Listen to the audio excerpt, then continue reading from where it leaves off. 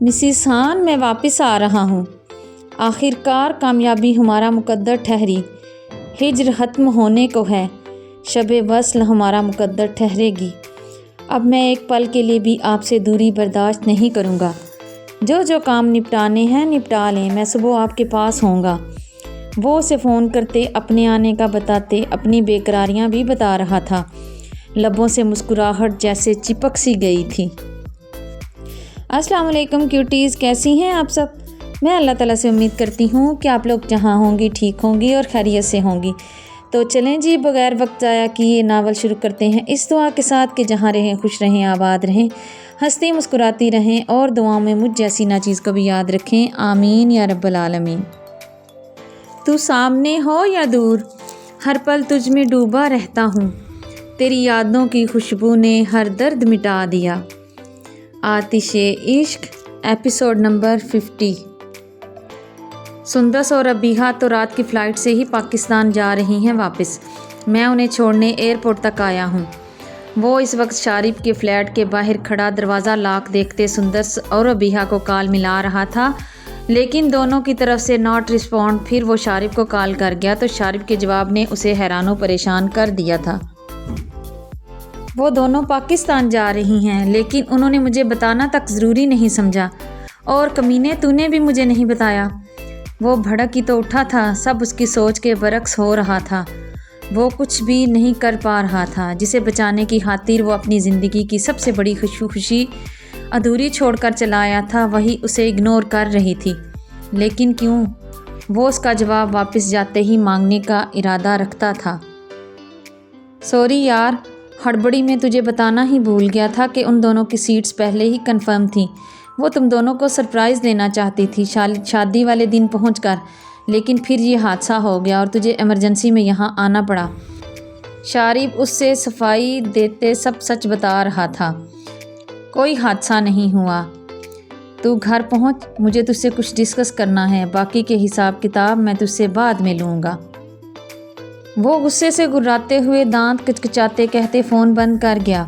وہ دونوں ٹکٹس ہاتھ میں پکڑے انہیں گھور کر دیکھ رہا تھا۔ کیا پایا تھا اس نے یہاں آ کر اور کیا کھویا تھا؟ جنگکوک کیا اتنا پاگل ہو سکتا ہے کہ صرف میری شادی روکنے کے لیے وہ اتنی گھٹیا چال چلے؟ میری شادی روکنے کی اصل وجہ کیا ہے؟ اور سندس اتنی ڈری سہمی کیوں تھی؟ کیوں وہ مجھ سے ہی بھاگ رہی ہے؟ سوال کئی تھے لیکن جواب ندارد۔ وہ فون پر نمبر ڈائل کرتے کان سے لگا گیا اور بات کرتے وہ سیڑھیاں اترتے ہوئے وہاں سے نکلتے اپنی گاڑی کی طرف بڑھنے لگا۔ وہ 1 گھنٹے کی ڈرائیو کے بعد ایک اور چھوٹے سے اپارٹمنٹ میں پہنچا۔ دروازہ کھولتے وہ جب اندر داخل ہوا تو سامنے رسیوں میں جھکڑے وجود کو دیکھتے ہوئے غصے سے لال انگارا ہوا۔ میں سوچ بھی نہیں سکتا تھا کہ اس سارے کھیل کا ماسٹر مائنڈ میرا ہی سب سے قریبی انسان ہے۔ وہ اس کے بال مٹھی میں دبوچتے پیچھے کی جانب جھٹکا دیتے دھاڑا تھا۔ آہ! وہ درد کی وجہ سے چیخ اٹھا تھا۔ بتاؤ کیا چاہتے ہو اور کیوں کیا یہ سب؟ وہ اس کے بالوں کو مسلسل پیچھے کی طرف کھینچتے ہوئے اب اس سے پوچھ رہا تھا۔ میں نے کچھ نہیں کیا۔ کیا بیٹا تمہیں؟ وہ درد سے کراتے ہوئے بول رہا تھا۔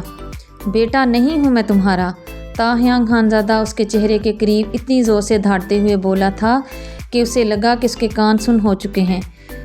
اسے یقین ہو چلا تھا کہ وہ اب کبھی بھی سن نہیں پائے گا۔ جو تمہارا بیٹا ہے اسے تو تم کبھی بیٹا نہیں مان پائی اور مجھے چلے بیٹا بنانے؟ ارے جو اپنے بیٹے کا سگا نہیں وہ میرا کیسے ہو سکتا ہے؟ چل جلدی سے یہ ناٹک بند کر اور مجھے سچ بتا، کیوں کیا یہ سب؟ تاہیانگ خانزادہ نخوت سے کہتے طنز کرتے پھر سے پوچھنے لگا تھا۔ میں نے کہہ دیا نا، میں نے کچھ نہیں کیا۔ اور میرے بیٹے کے بارے میں بولنے والے تم ہوتے کون ہو؟ وہ بھی گھراتے ہوئے بولا تھا۔ میں کون ہوں؟ وہ نخوت سے کہتے کہا لگا گیا تھا۔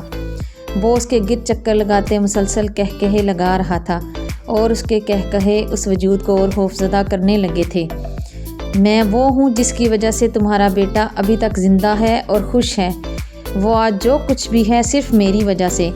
اگر میں نہ ہوتا تو وہ تو کب کا خود کو برباد کر چکا ہوتا۔ وہ اس کے جبڑے کو ہاتھ میں دبوچتے ہوئے گھرا کر بولا تھا۔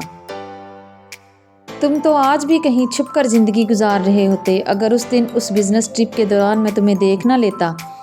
اس دن سے ہی میں نے اپنے کچھ بندے تیرے پیچھے لگا دیے تھے جو سائے کی طرح تیرا پیچھا کرتے ہوئے تیری ہر لمحے کی خبر مجھ تک پہنچاتے تھے، لیکن کم وقتوں کی شامت آنی تھی جو چند گھنٹے وہ تجھ سے لاپرواہ ہوئے اور تجھے موقع مل گیا اپنی کمینی حرکتیں دہرانے کا۔ وہ غصے سے لار انگارہ ہوتی آنکھوں سے اسے گھورتے ہوئے اور دھاڑتے ہوئے بول رہا تھا اور سامنے بیٹھا وجود اس کی باتیں سنتے حیران ہو رہا تھا۔ وہ کیوں نہیں سمجھ پایا تھا؟ اس نے اسے انڈر ایسٹیمیٹ کیوں کر دیا تھا؟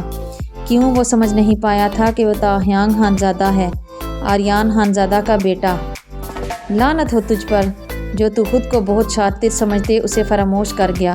وہ غصے سے کلستے ہوئے خود کو لعنت ملامت کرتے صرف سوچ سکتا تھا، ہمت نہیں تھی اس کے ساتھ بات کرنے کی۔ تو جانتا ہے تیرا بیٹا پچھلے 25 سال سے تیرے لیے تڑپ رہا ہے۔ تو جانتا ہے وہ پچھلے 25 سالوں میں راتوں کو کتنی بار چیختے ہوئے اٹھ جاتا ہے اور پھر روتے چلاتے ڈرتے ہوئے اپنے ہوش کھونے لگتا ہے۔ اسے کیسے سنبھالتا ہوں وہ میں جانتا ہوں، تو اس تکلیف کو نہیں سمجھ سکتا۔ وہ درد کی انتہا پر اتنے زور زور سے دھاڑا تھا کہ اپارٹمنٹ کی در و دیوار بھی لرز اٹھی تھی۔ تو زندہ تھا لیکن تو نے ایک بار بھی اسے بتانے کا نہیں سوچا۔ کیسا باپ ہے تو کہ تیرا ایک بار بھی دل نہیں کیا اپنے بیٹے سے ملنے کو؟ لیکن خیر، مجھے تیری ذاتی معاملات سے کیا لینا؟ مجھے صرف اتنا بتا کہ تو نے یہ سب کیوں کیا اور اس سب کے پیچھے تیرا کیا مقصد ہے؟ وہ پھر سے اپنے سوال کو دہراتے ہوئے بولا تھا۔ وہ اس وقت اپنے اپارٹمنٹ میں ادھر سے ادھر چکر لگاتے بہت مضطرب نظر آ رہا تھا۔ وہ سیاہ سوٹ پر لانگ کوٹ پہنے ہوئے تھا۔ وہ ابھی بھی شارب کے اپارٹمنٹ سے ہو کر آیا تھا۔ وہاں وہ تاہیانگ خانزادہ کی دھاڑتی آواز سے یہ جان چکا تھا کہ وہ پاکستان چلی گئی ہے۔ وہ اس کے ڈرانے کو ہلکا کیسے لے سکتی ہے؟ وہ اس کی اجازت کے بغیر کیسے پاکستان واپس جا سکتی ہے؟ وہ نہ چاہتے ہوئے بھی اسے سوچ رہا تھا۔ وہ میری بھیجی گئی تصویروں کو دیکھ کر بھی نہیں سمجھ پائی تھی کیا؟ وہ اپنے بالوں کو مٹھی میں دبوچتے چیخ رہا تھا۔ اگر اس نے اسے سب بتا دیا تو آگے سوچنا روح فنا کرنے کے مترادف تھا۔ تم ملو مجھے گولڈن سٹرینجر، تمہیں میں اب وہاں پھینکوں گا جہاں جانے سے شیطان بھی پناہ مانگتے ہیں۔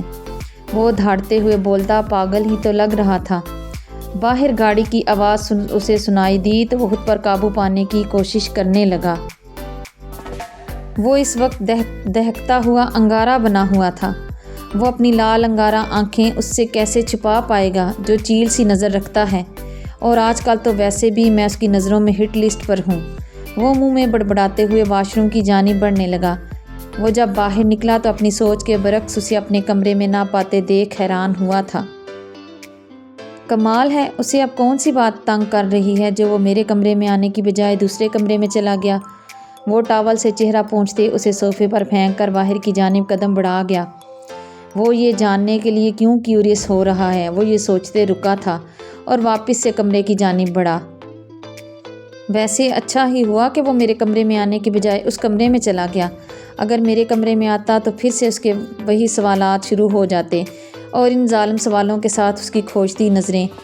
میں آخر کب تک چھپا پاؤں گا اتنی بڑی بات اس سے؟ لیکن اگر اسے پتہ چل گیا تو وہ تو ایک لمحے میں مجھے… وہ منہ میں بڑبڑاتے ہوئے اب بیڈ کی جانب بڑھا۔ وہ بیڈ سے ٹیک لگائے اب LED آن کرتے یوں ہی چینل چیک کر رہا تھا۔ سمجھ میں ہی نہیں آ رہا تھا کہ کیا دیکھے۔ تاہیانگ خانزادہ کے بغیر کسی کام میں مزہ نہیں آتا تھا۔ نہ کوئی کھیل اچھا لگتا، نہ یونی، اور نہ کوئی دوست بنا۔ اتنی بری عادت لگا لی تھی اس کمینے کی کہ اس کے بغیر ایک لمحہ کاٹنا مشکل ہے۔ وہ اب کلستے ہوئے سوچ رہا تھا۔ کیا ضرورت تھی اس کی اتنی عادت ڈالنے کی؟ وہ منہ میں بڑبڑاتے ہوئے پھر سے بیڈ سے اٹھ کر باہر کی جانب بڑھا، لیکن اس دفعہ اس کا رخ کچن کی طرف تھا۔ وہ کچن میں جاتے اپنے لیے رامن بنانے لگا تھا، لیکن وہ 2 باؤل میں کیوں ڈال رہا تھا؟ وہ دونوں باؤل اٹھاتے اس کمرے کی جانب بڑھا جس میں وہ موجود تھا۔ کہا نا، بہت بری عادت لگا لی تھی اس کی، اب بھگتنی ہوگی۔ وہ کمرے میں داخل ہوا تو تاہیانگ خانزادہ سامنے لیپ ٹاپ پر مسکراتے ہوئے جواب دے رہا تھا۔ جنکو خانزادہ کو کمرے میں داخل ہوتے دیکھ کر اس نے آئی برو چکاتے متجسس نظروں سے جنکو خانزادہ کو دیکھا تھا، جیسے جاننا چاہتا ہو کہ یہاں آنے کا مقصد۔ جنکو خانزادہ ہاتھوں میں پکڑے باؤلز کی طرف دیکھتے اشارہ کر گیا۔ وہ اس کی طرف بڑھتے اس کے قریب پہنچا تو نظریں سامنے کا منظر دیکھتے ساکت ہوئی تھیں۔ وہ مسکراتے ہوئے لال گلاب بنتی نظریں جھکائے ہوئے تھی اور جنکو خانزادہ کے دل پر جیسے ایک طوفان آ کر گزر گیا۔ دل پر قابو نہیں تھا اور اس حالت میں تباہی اس کا مقدر بن جانی تھی، دنیا میں بھی جہنم اور آخرت میں بھی جہنم۔ تاہیانگ خانزادہ نے فوراً لیپ ٹاپ کی سکرین نیچے کی اور زخمی سوالیہ نظروں سے جنکو کی طرف دیکھا۔ آنکھیں پل میں لال انگارہ ہوئی تھیں۔ جو وہ نہیں سوچنا چاہتا تھا اسے کیوں مجبور کر رہا تھا یہ کہ وہ سوچے؟ وہ ظالم خود سے کیوں دشمنی لگا بیٹھا تھا آخر؟ کیا ماں باپ کی جدائی ان کی موت کا زخم اتنا گہرا اور جان لیوا تھا کہ وہ خود کو بھلائے بیٹھا تھا، یا پھر اس نامحرم رشتے سے محبت کرنے کا جرم کر بیٹھا تھا؟ اس پر اس نامحرم رشتے سے محبت کا جرم اتنا اثر ڈالے ہوئے تھا کہ وہ اپنے سب سے قریبی اور عزیز رشتے کو بھی فراموش کر گیا تھا۔ کہو، تاہیانگ خانزادہ نے فقط اتنا پوچھا۔ اس کی آنکھوں میں گلابی پن شکوہ غصے کا تھا یا زخموں کا، یا پھر پچھلے 3 دن کی رت جگہ کا؟ وہ خود بھی سمجھنے سے قاصر تھا۔ بھوک لگ رہی تھی تو رامن بنانے لگا۔ سوچا تجھے بھی بھوک لگ رہی ہوگی اس لیے تیرے لیے بھی بنا لایا۔ وہ رامن کا باؤل اس کی طرف بڑھاتے کندھے اچکاتے بولا تھا۔ دل کی کیفیت کو چھپانا دنیا کا مشکل ترین اور صبر آزما امر ہوتا ہے۔ اسے آج اس بات کا اندازہ اچھی طرح ہو گیا تھا۔ لیکن یہ تو ابھی ٹریلر ہے خان صاحب، پوری پکچر تو ابھی باقی ہے۔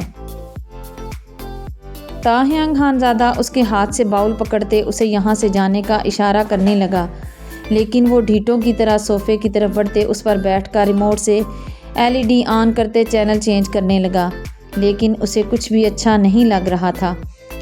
آخر بے چینی کس بات کی تھی؟ کیوں کچھ بھی اچھا نہیں لگ رہا؟ تاہیانگ خانزادہ باؤل ایک سائڈ ٹیبل پر رکھتے اس کے چہرے پر بدلتے تاثرات بغور دیکھ رہا تھا۔ اپنے اوپر سرد نگاہوں کو محسوس کرتے جنکو خانزادہ نے اس کی طرف دیکھا اور اسے آئی برو چکاتے دیکھا۔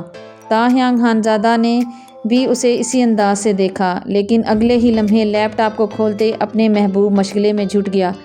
وہ مسکراتے ہوئے سکرین پر نروٹھے منہ پھیلائے چہرے کو دیکھتے گہرا مسکرایا۔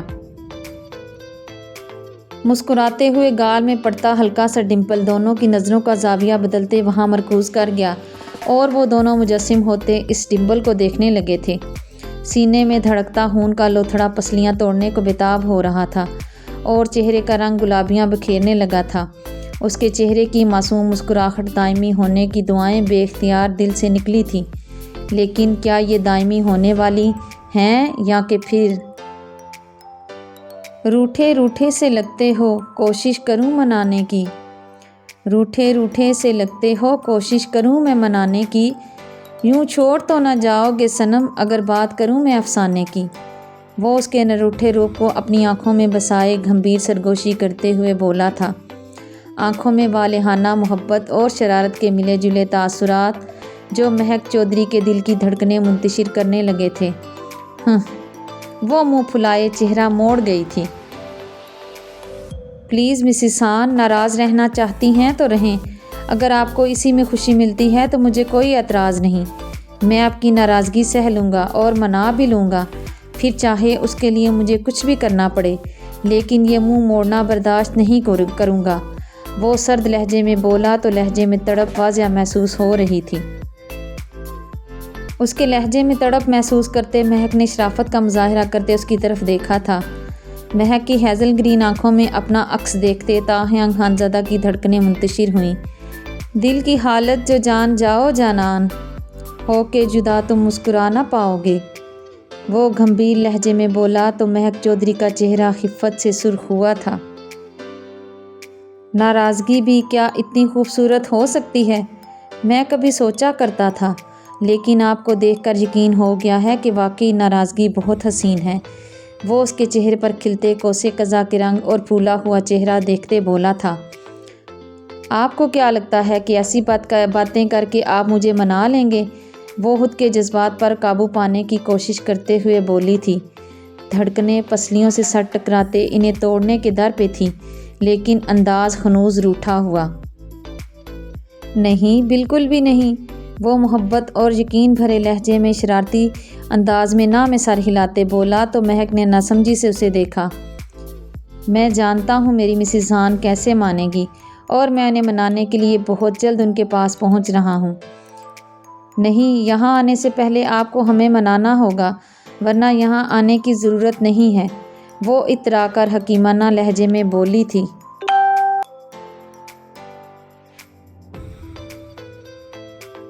اچھا جی، وہ آئی برو اچکاتے ہوئے بولا تھا۔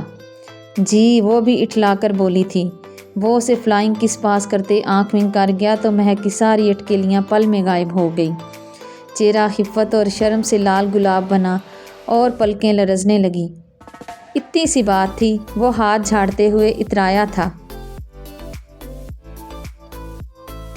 مسٹر ہان، اتنے سے کام نہیں چلے گا، سزا ملے گی آپ کو، وہ پھر سے اپنی ٹون میں واپس آتے بولی تھی۔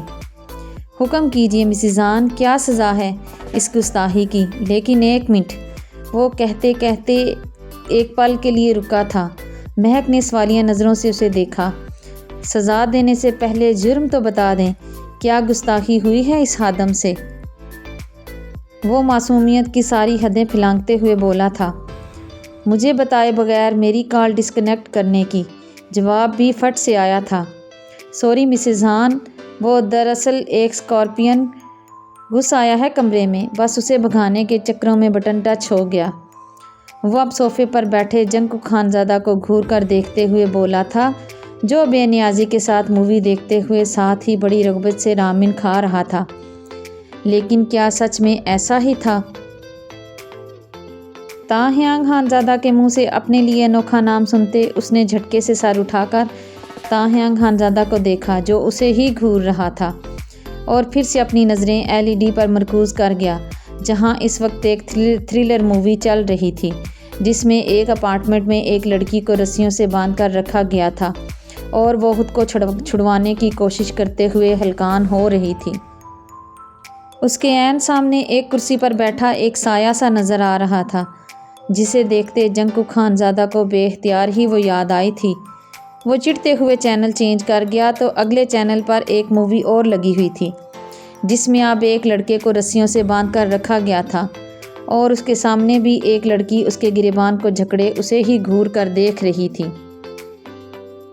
تمہاری ہمت کیسے ہوئی میری دوست کو اغوا کر کے مجھے دھمکانے کی، اور اوپر سے کہتے ہو کہ محبت کرتے ہو مجھ سے؟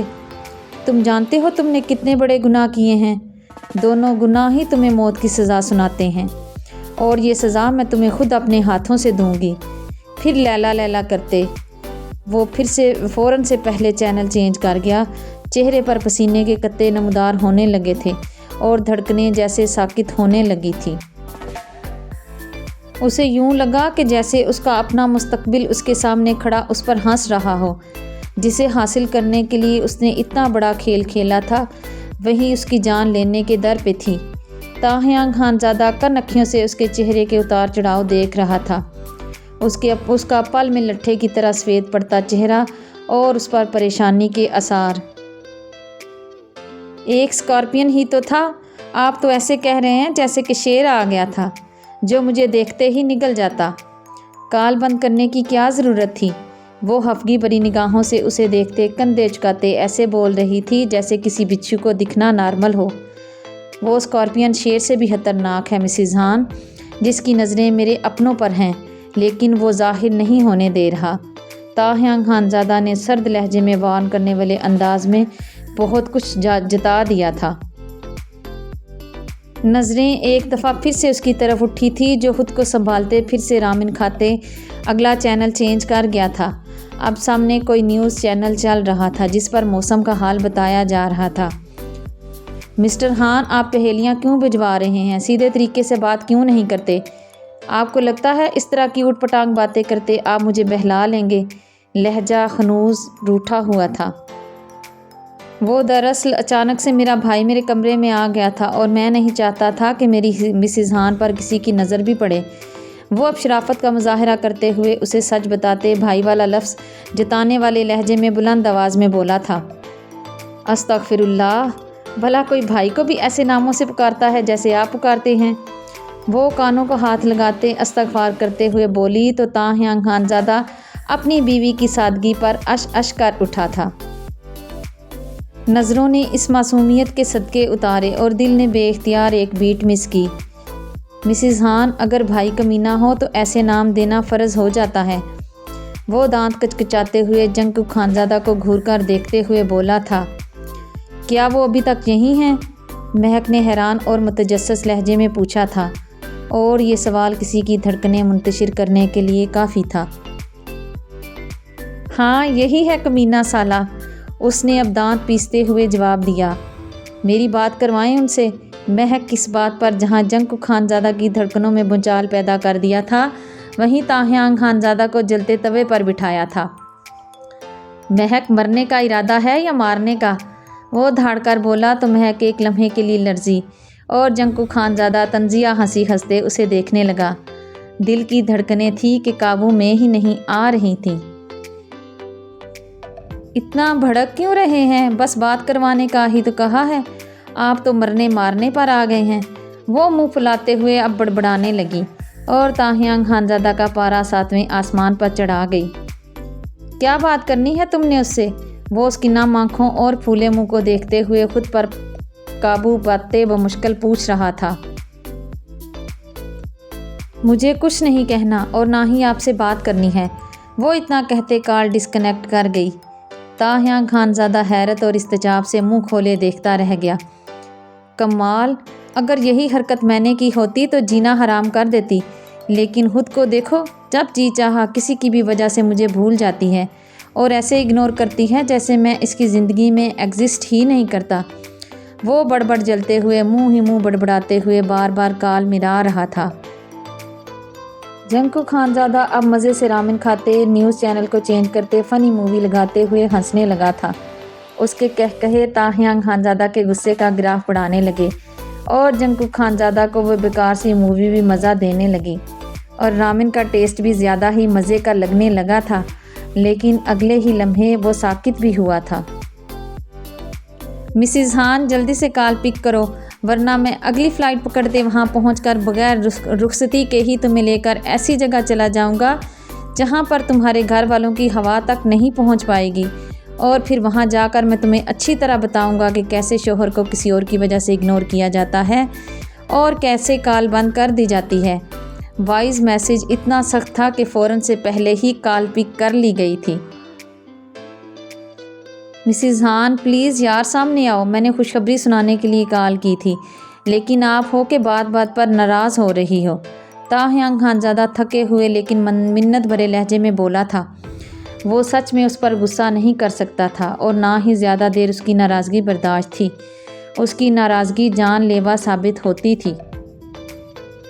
کہیے کیا خوشخبری ہے؟ وہ جو کال پک کرتے اس کو سائڈ ٹیبل پر رکھ گئی تھی، اب اس کو اٹھاتے ہوئے سامنے آ کر منہ پھلائے پوچھنے لگی تھی۔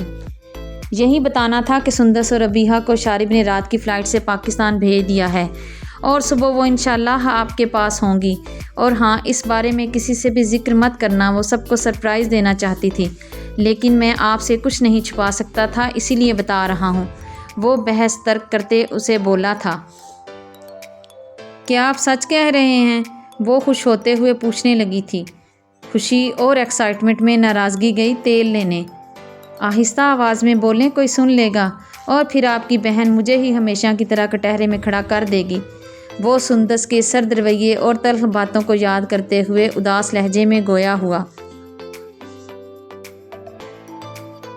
اب ایسی بھی بات نہیں ہے، وہ اس کے چہرے پر اداسی دیکھتے تسلی دینے والے انداز میں بولی تھی۔ ایسی ہی بات ہے مسز ہان، وہ ایسے ہی کرتی ہے اور آپ بھی اس کا ساتھ دیتے مجھے ہی سزا سنا دیتی ہیں، ہر اس گناہ کی جس کے بارے میں نے کبھی سوچا تک نہیں ہوتا۔ اس کے لہجے میں اداسی اور درد کی رمق واضح تھی جو مہک کو بھی تکلیف دے رہی تھی۔ آئی ایم سوری ہان، اگر میری طرف سے کوئی کوتاہی سرزد ہو گئی ہو یا پھر میری کسی بات نے آپ کو ہرٹ کیا ہو۔ وہ کان پکڑتے ہوئے معافی مانگنے لگی تھی، آنکھوں سے آنسو بہتے گالوں کو بھگونے لگے تھے۔ پلیز مسز ہان، یہ مت کریں، میں اگر وہاں ہوتا تو ان ہاتھوں کو کانوں تک جانے سے پہلے ہونٹوں سے لگا لیتا، لیکن کیا کروں، میں اس وقت مجبور ہوں کہ میں آپ سے بہت دور ہوں۔ کانوں سے ہاتھ ہٹائیے اور آنکھوں سے آنسو بھی صاف کیجیے۔ میں اگر وہاں ہوتا تو آپ کو یہ زحمت بھی نہ کرنے دیتا، ان آنسوؤں کو میں ہونٹوں سے چن لیتا۔ وہ گھمبیر لہجے میں سرگوشی کرتے بولا تو وہاں موجود تیسرا نفود اس سے زیادہ نہیں سن سکتا تھا۔ وہ سب کچھ وہیں پھینکتے تیزی سے کمرے سے باہر نکل گیا اور پیچھے تاہیانگ خانزادہ کو جلتے انگاروں پر جلنے کے لیے چھوڑ گیا۔ جنکو خانزادہ کی یہ حرکت تاہیانگ خانزادہ کو بہت کچھ باور کروا گئی تھی۔ اب ٹھیک ہے؟ وہ اپنے آنسو صاف کرتے ہوئے پوچھنے لگی تھی، لہجہ زکام زدہ لیکن سانسیں بھاری۔ نہیں، مسکرا کر بھی دکھائیں پھر مانوں گا۔ وہ سب کچھ اگنور کرتے اپنی متاع جاں کی طرف متوجہ ہوتے مسکراتے ہوئے بولا تو وہ کھلکھلا کر ہنسنے لگی۔ ایسے ہی ہنستے ہوئے مجھے اب بتائیں کہ آپ کو کوکی سے کیا بات کرنی تھی؟ دماغ میں گڈ مڈ ہوتا سوال زبان پر آیا تھا۔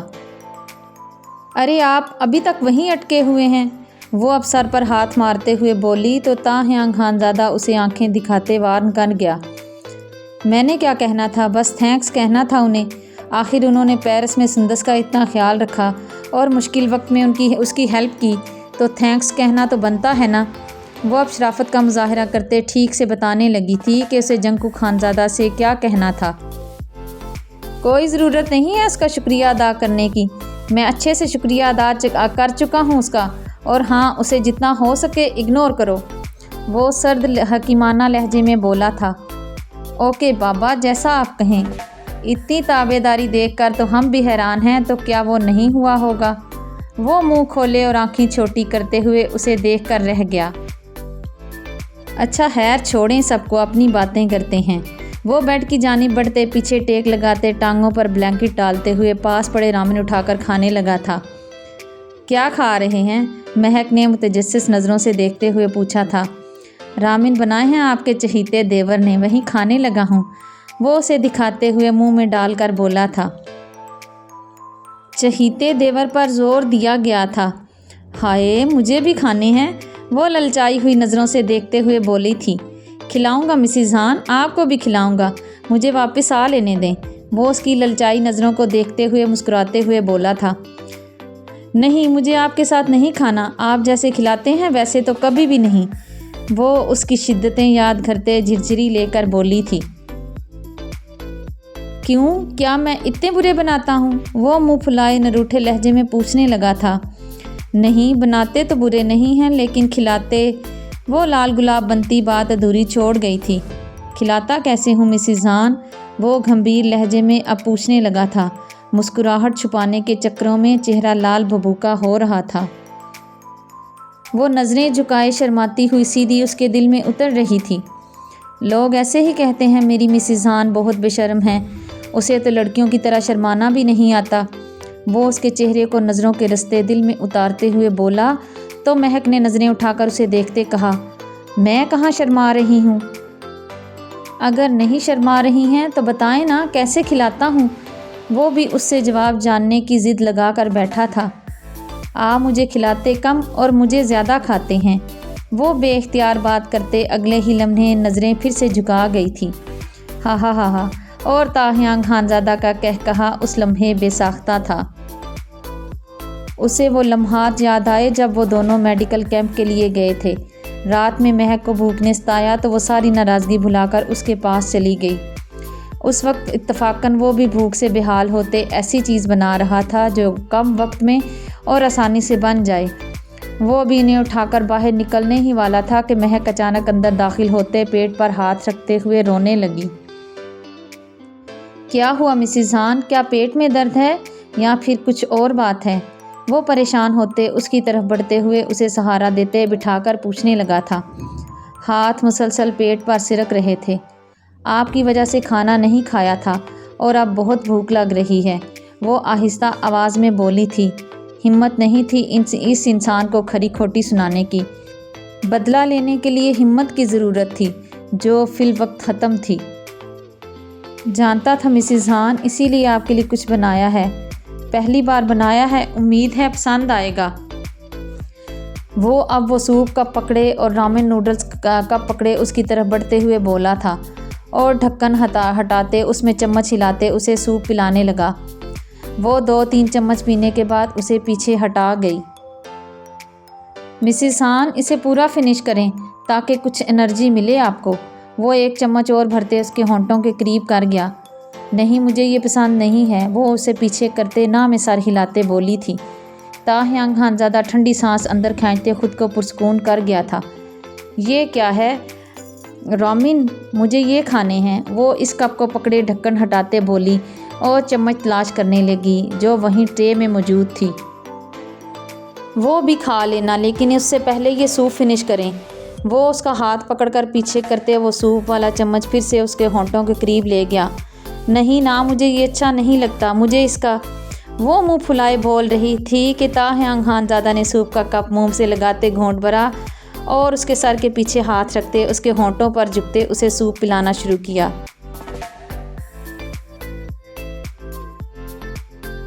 وہ اسے سارا سوپ ایسے ہی پلاتے، اب اس کی سانسیں چراتے اسے بے حال کرنے لگا تھا۔ اس نے اپنی سانسیں بند ہوتی محسوس کرتے اس کی پسلیوں میں مکہ رسید کرتے ہوئے اسے ہوش دلایا تھا جو اس کی جان لینے کے در پہ تھا۔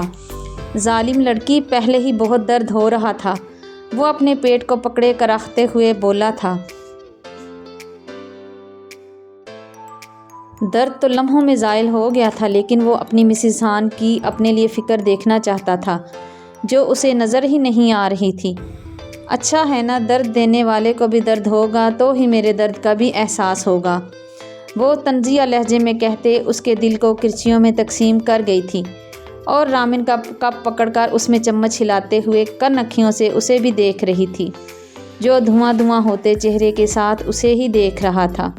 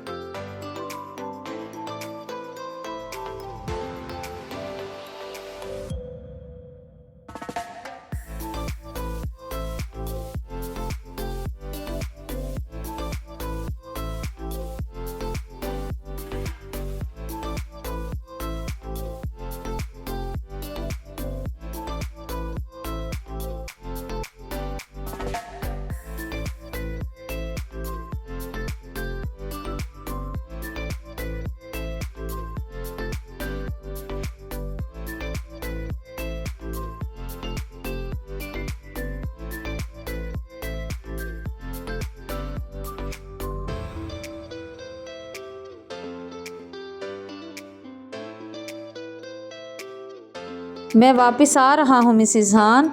وہ اس وقت اسلام آباد ایئرپورٹ پر پہنچ کر سامنے کھڑی جیپ کی طرف بڑھا جو اس کی ایک کال پر اس کا وفادار لیے وہاں پہنچ کر سر جھکائے کھڑا تھا۔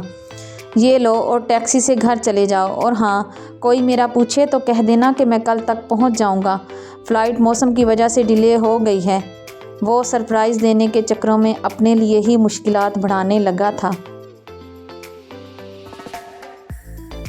وہ اس وقت سفید کلر کی شرٹ اور بلو جینز پر لانگ کوٹ پہنے اور چہرے پر ماسک لگائے ہوئے تھا۔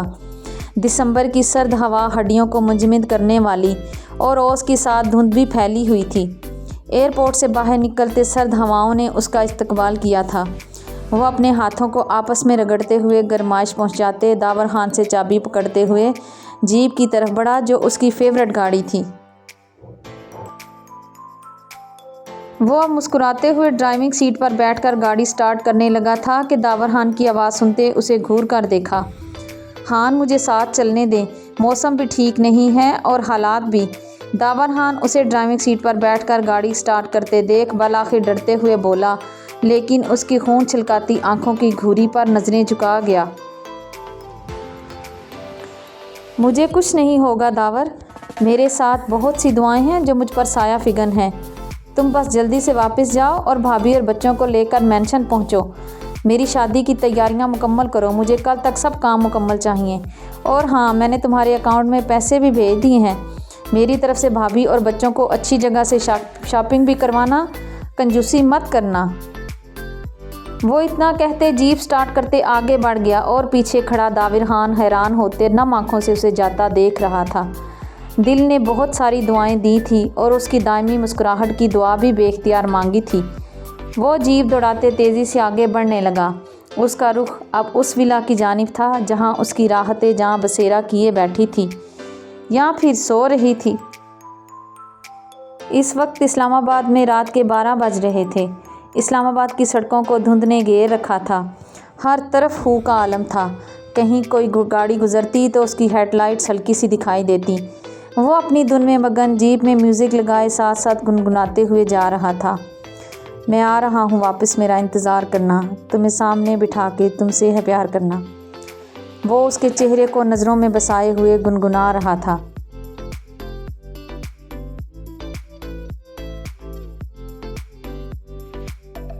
وہ اپنی دھن میں مگن جیپ میں ہلکی سی موسیقی چلائے آہستہ آہستہ گنگناتا ہوا آگے بڑھ رہا تھا۔ تبھی اچانک وہ شہر کے ایک سائلنٹ کراس روڈ پر پہنچا۔ ارد گرد کی خاموش سڑکوں سے چند گاڑیاں ایک ساتھ نکل آئیں۔ ایک بائیں طرف آ کر رکی، دوسری دائیں جانب اس کے برابر آ لگی اور تیسری ذرا آگے بڑھ کر راستہ روکے کھڑی ہو گئی۔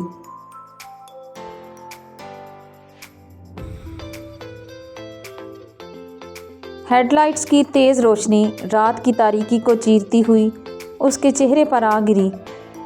تاہیانگ خانزادہ لمحے بھر کو ٹھٹک گیا۔ موسیقی مدھم ہوئی اور ہوا میں ایک اندیکھا سسپینس پھیل گیا۔ وہ اس وقت اس کے کمرے میں دبے پاؤں داخل ہوتے اس کی طرف بڑھا جو چھوٹی چھوٹی سانسیں لے رہی تھی۔ شاید وہ گہری نیند سو رہی تھی۔ اس کے چہرے پر مٹے مٹے آنسوؤں کے نشان بھی نظر آ رہے تھے۔ وہ شاید بہت دیر تک روتی رہی تھی۔ سوتے میں بھی اس کا وجود ہچکیوں کی زد میں تھا۔ سوری جانم، مجھے آنے میں دیر ہو گئی۔ میں تو ٹائم پر پہنچ کر آپ کو سرپرائز دینا چاہتا تھا، لیکن وہ کہتے ہیں نا کہ انسان جو سوچتا ہے وہ ہوتا تھوڑی ہے۔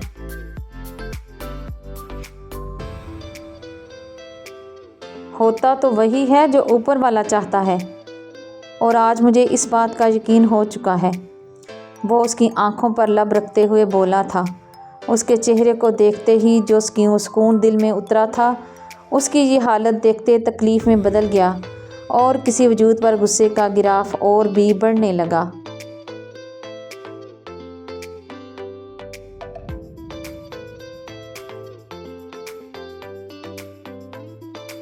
آئی ایم سوری جان، وہ اس کے گالوں پر لب رکھتے ہوئے بولا تھا۔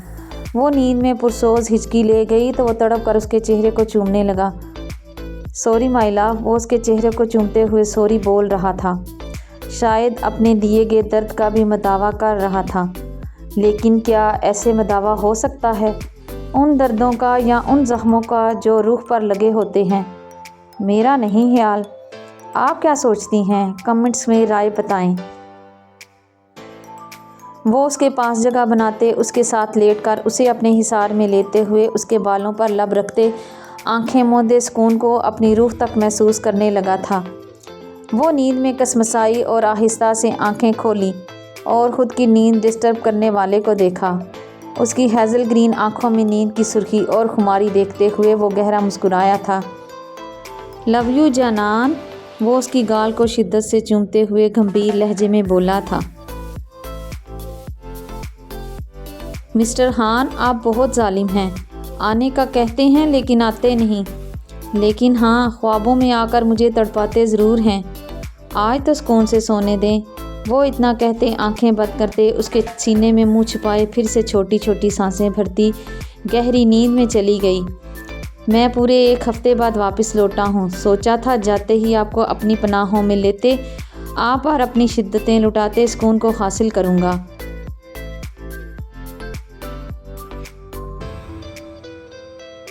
اور آپ کو اپنی ہر شدت سے بتاؤں گا کہ اس 1 ہفتے میں میں نے آپ کو کتنا مس کیا ہے، اور آپ بھی میری شدتوں پر مجھ سے لپٹتے مجھے بتائیں گی کہ میرے بغیر یہ 7 دن کا ہجر عذاب سے کم نہیں تھا۔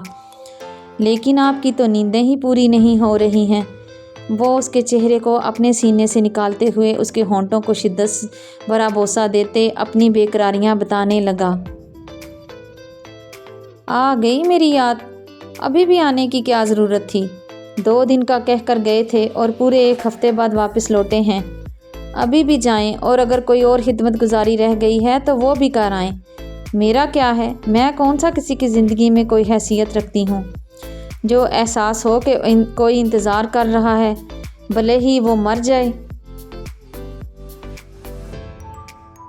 وہ اس کی آواز سنتے اور ہونٹوں پر اس کا شدت بھرا لمس محسوس کرتے پٹ سے آنکھیں کھول گئی۔ اسے مسکراتے ہوئے شکوہ کرتے دیکھ کر وہ بڑھ جلتے کلستے ہوئے بولتی خود کو اس کے حصار سے چھڑانے کی کوشش کرنے لگی۔ وہ اس کی زبان سے شکوے سنتے اور جیلسی بھری باتیں سنتے اس کی تڑپ کا اندازہ لگاتے گہرا مسکرایا، لیکن اس کی آخری الفاظ پر وہ اس کے ہونٹوں پر دانت کاٹ گیا۔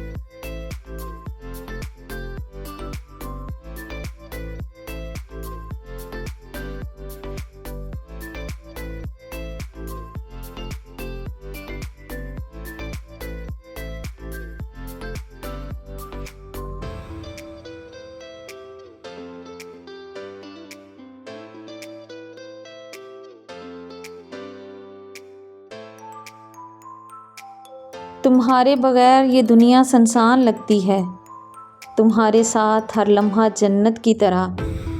میری دنیا کا مرکز ہو تم ہی جانان، میرے دل پہ لکھی ہو تم منت کی طرح۔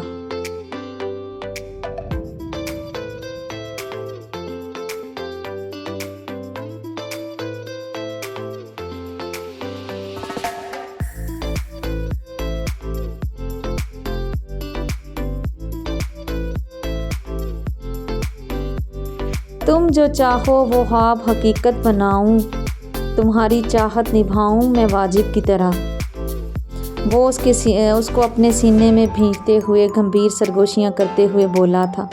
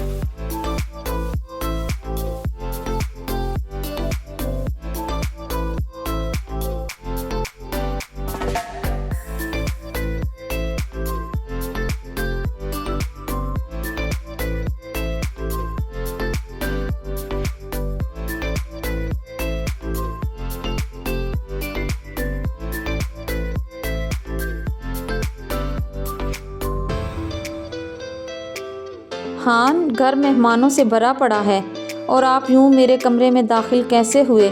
وہ اپنے دماغ میں گڈ مڈ ہوتے سوالوں کے جوابات جاننا چاہتی تھی۔ وہ جاننا چاہتی تھی کہ وہ 2 دن کہاں غائب رہا۔ ان 2 دنوں میں سب مہمانوں کو اس کے کہنے پر دعوت بھیج دی گئی تھی۔ شادی کی تیاریاں مکمل ہو چکی تھی اور آج مہمان بھی آ چکے تھے اور گھر بھر میں رونقیں لگی ہوئی تھیں۔ بہت سارے سوال، بہت ساری الجھنیں اور بہت سی پہیلیاں جن میں سے وہ کچھ بھی نہیں جان پا رہی تھی۔ سندس کا ڈرا سہما چہرہ اور کھچا کھچا رہنا، ابیحا کے چہرے کی اڑی ہوئی رنگت جسے آلیان چودھری نے بھی محسوس کیا تھا، لیکن دونوں بہنوں سے بار بار پوچھنے پر بھی کچھ نہیں جان سکے تھے۔ وہ ان سارے سوالوں کے جواب صرف ایک ہی انسان سے جان سکتی تھی، جس کا فون 2 دن سے بند تھا۔ اس کی لاسٹ لوکیشن رات 12 بجے کی اسلام آباد کی تھی، لیکن اس کے بعد وہ بہت پریشان تھی، اور آج 2 دن بعد جب وہ واپس آیا تو آتے ہی اسے کچھ بھی بتانے کی بجائے اپنی شدتیں، جدائی اور ہجر کی تکلیف بتا رہا تھا۔ وہ جو جاننا چاہتی تھی اس کے بارے میں وہ کیوں کچھ نہیں بتاتا؟ وہ تنگ آ کر اب خود ہی اس سے پوچھنے لگی۔ سب بتاؤں گا جنان، لیکن ابھی مجھے سکون چاہیے۔ وقت آنے پر ساری حقیقت آپ کے سامنے پیش کر دی جائے گی مائی لو، لیکن تب تک یہ لمحات صرف ہمارے ہیں، اور ان لمحات میں میں کسی قسم کی ڈسٹربنس نہیں برداشت کروں گا۔ جب وقت آئے گا سب سچ خود بخود آپ کے سامنے کھل جائیں گے، اور اگر نہیں بھی کھلے تو میں خود آپ کو بتاؤں گا، لیکن پلیز اس وقت نہیں۔ میں بہت تھکا ہوا ہوں، بہت ٹوٹا ہوا۔ پلیز مجھے سمیٹ لیں، میری تھکان دور کر دیں، مجھے اپنی محبت کی پناہوں میں چھپا کر خود کے وجود سے جوڑ لیں۔ وہ اتنا کہتے درد کی انتہا پر تھا۔ آخر ان 2 دنوں میں اس کے ساتھ ایسا کیا ہوا تھا جو اسے اس قدر توڑ گیا تھا، اسے اس قدر تکلیف میں مبتلا کر گیا تھا؟ وہ اسے اپنے بازوؤں میں سمیٹ کر اس کے بالوں میں انگلیاں سہلاتے، اسے اپنے ہونے کا احساس دلاتے پرسکون کرنے لگی، اور وہ اس کے وجود کو ہونٹوں اور ہاتھوں سے چھوتے اس میں گم ہوتے سکون حاصل کرنے لگا۔ درد اور تکلیف کی شدت کم ہوتی محسوس ہونے لگی۔ چودھری ولا میں مہمانوں کا تانتا بندھا اور ہر کمرے میں افراد گہری نیند سو رہے تھے۔ مہک چودھری کے کمرے میں اب میٹھی میٹھی سسکیاں اور سانسوں کی آوازیں ماحول کو رومانوی بنا رہی تھیں۔ گہری سرد رات میں پردے اترتے چلے گئے اور وہ اس کے وجود پر اپنی شدتیں لٹاتا چلا گیا۔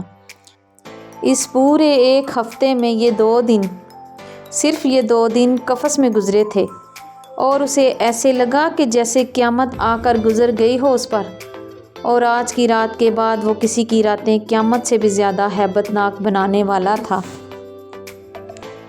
اگر اس کے ساتھ والے کمرے میں جھانک کر دیکھو گے تو وہاں ایک لڑکی چہرے تک بلینکٹ لپیٹے چھپ کر سسک رہی تھی۔ اس کے کمرے کی کھڑکی سے کوئی سایہ کود کر اس کے کمرے میں داخل ہوا اور دبے پاؤں اس کے بیڈ کی جانب بڑھنے لگا۔ آخر کار میں تم تک پہنچ ہی گیا گولڈن سٹرینجر، وہ سرد لہجے میں کہتے ہوئے اس کے چہرے پر سے بلینکٹ ہٹا گیا، اور وہ لرزتے کپکپاتے ہوئے اس کی سیاہ آنکھوں میں دیکھتے ہوئے مرنے والی ہو رہی تھی۔ اس طرح ریئیکٹ مت کرو گولڈن بیسٹ، جیسے مجھ سے بہت ڈرتی ہو، وہ اس کے قریب گھراتے ہوئے بولا اور اس کے چہرے پر آتی بالوں کی لٹ کو انگلی میں لپیٹنے لگا۔ مجھے بتائے بغیر پاکستان آ گئی، میری بھیجی گئی تصویروں سے بھی کچھ نہیں سمجھ پائی؟ تم اتنی تو نہ سمجھ نہیں ہو؟ وہ اس لٹ کو انگلی کے گرد لپیٹ کر کھینچ گیا تو سندس چیختی ہوئی سر اوپر اٹھا کر اس کے چہرے کے قریب ہو گئی۔ سر جو پہلے ہی درد کر رہا تھا مزید شدت سے دکھنے لگا تھا۔ آنکھیں جو رونے کی وجہ سے سوجی ہوئی تھی اور زخمی نظر آنے لگی تھیں۔ یہ وہ سندس تو نہیں رہی تھی جو کمر پر ہاتھ رکھتے اس سے لڑ رہی تھی اور اسے کیمرہ مین سمجھ کر اپنے باپ کا روب جماتے اسے ڈپٹ رہی تھی۔ تم جانتی ہو تم اب تک کیوں بچی ہوئی ہو، اور تمہارے گھر والے اب تک زندہ کیوں ہیں؟ وہ اس کے گال پر دانت کاٹتے گررا کر پوچھ رہا تھا یا بتا رہا تھا؟ سندس یہ سمجھنے سے قاصر تھی، صرف تمہاری خاموشی کی وجہ سے، وہ سرد لہجے میں گررا کر بولا تھا۔ اس کی سرد گراہٹ پر سندس کو اپنا وجود جلتا ہوا کیوں محسوس ہو رہا تھا؟ اس کے ہونٹوں سے جیسے آگ جیسی سانسیں نکل رہی تھیں۔ لیکن افسوس تم اپنی بہن کے سامنے خاموش نہیں رہ سکی اور اپنے دونوں بہنوئیوں کو موت کے منہ تک لے گئی۔ تم نے دیکھا نا، تمہارے وہ دونوں محافظ بھی میرا کچھ نہیں بگاڑ سکے۔ ایک کو تو میں نے وہیں قید کروا دیا اور دوسرے کو اسلام آباد پہنچتے ہی اٹھوا لیا۔ تم دیکھ چکی ہو میں نے اپنے دوست جیسے بھائی پر بھی رحم نہیں کیا۔ اگر تم چاہتی ہو کہ تمہاری بہن باعزت رخصت ہو جائے اور تمہارے خاندان والے بھی سیف رہیں تو جیسا میں چاہوں تم ویسے ہی کرتی جاؤ۔ وہ اس کے اوپر سے بلینکٹ ہٹاتے ہوئے دور پھینک کر اس کے نازک وجود پر اپنا سارا وزن ڈالتے ہوئے اس پر لیٹ کر اس کی شہد رنگ آنکھوں میں دیکھتے سرج لہجے میں پھنکارتے ہوئے اس کے کانوں میں سور پھونک رہا تھا، اور وہ اس کے لہجے اور اس کی دھمکیوں کے ساتھ ساتھ اس کے کیے گئے جرائم سنتے بری طرح کپکپا رہی تھی۔ شدت کی ٹھنڈک ہونے کے باوجود بھی وہ پسینے سے شرابور ہو چکی تھی۔ آنکھوں سے آنسو بہتے کنپٹی میں جذب ہونے لگے تھے۔ ساری ہمت دھری کی دھری رہ گئی تھی۔ وہ اپنے باپ کو چاہ کر بھی کچھ نہیں بتا سکتی تھی۔ وہ کیا بتاتی کہ پیرس جیسے ملک میں ایک لڑکا اسے اغوا کر کے حبسے بے جا میں رکھتے ہوئے اس سے پیپر میرج کر لیتا ہے اور وہ کچھ بھی نہیں کر سکتی، اور وہ اتنے بے بس ہو چکے ہیں کہ اپنی بیٹی کو بچا بھی نہیں سکے۔ آلیان چودھری تو یہ سب سنتے اگلا سانس نہ لے سکیں گے۔ وہ مہک چودھری کو بھی تو کچھ نہیں بتا رہی تھی۔ اس پر بھی غصہ اور شکوہ بہت زیادہ تھا۔ اسے ایسا لگتا تھا کہ یہ سب صرف مہک کی وجہ سے اس کے ساتھ ہوا ہے۔ اگر مہک نہ ہوتی تو یہ سب اس کے ساتھ کبھی نہ ہوتا، اور یہیں پر وہ دوسری بڑی غلطی کر گئی تھی، اور یہی غلطی اس ظالم خانزادے کو اور شہ دے چکی تھی۔ اپنے آنسو صاف کرو اور مسکرا کر اپنے شوہر کا ویلکم کرو اور مجھے سکون پہنچاؤ، وہ اس کے ساتھ بے باک گستاخیاں کرتے حکیمانہ لہجے میں بولا، اور وہ اس کی بے باک گستاخیاں خود کے وجود پر محسوس کرتے لال انگارہ ہو رہی تھی۔ اس کے ہاتھوں اور ہونٹوں کا آگ سے بھرا لمس اسے برزخ میں جلانے لگا تھا۔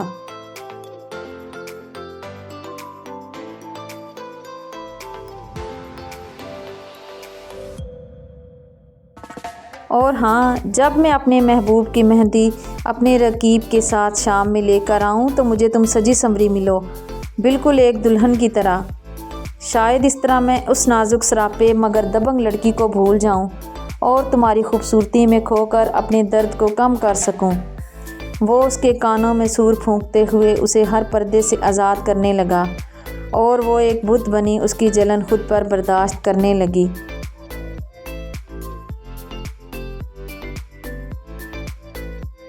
وہ خود صرف شرٹ لیس تھا، لیکن اس کے پورے وجود کو اس نے انڈریس کر دیا تھا۔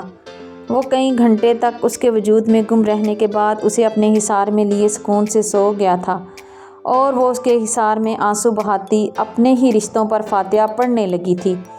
وہ غلطی پر غلطی کرتی جا رہی تھی اور خود کو خود ہی برزخ میں جلاتی جا رہی تھی۔